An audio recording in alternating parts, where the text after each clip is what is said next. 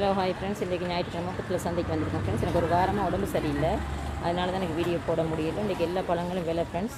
உருது வாரதுனால புது வருஷம் வருதுனால ஒரு கிலோ யானை வாழைப்பழமும் 170, புளி வாழைப்பழம் 170, சீனி 160, எல்லாமே விலை கூட இருக்குது ஃப்ரெண்ட்ஸ். தக்காளி பாருங்கள், இப்போ பிளேட்டுகளில் வச்சுருக்காங்க 100 ரூபான்னு. இது புலசிக்காய் சின்ன வெங்காயம் 2 வெரைட்டி வச்சுருக்காங்க. இது 350 ரூபா, இது 400. கிழங்கு 200, பெரிய வெங்காயம் 550. இது போஞ்சு விலை வந்துட்டு 500, 150, 100, 100 இது வந்து தேசிக்காய் கிலோ 500 சொல்கிறாங்க. ஒரு கிலோ எடுக்கிறாங்க. நான் கொஞ்சம் வாங்கி வச்சு கொடுத்து மீன் கழுவுறதுக்கு எங்களுக்கு வேணும்.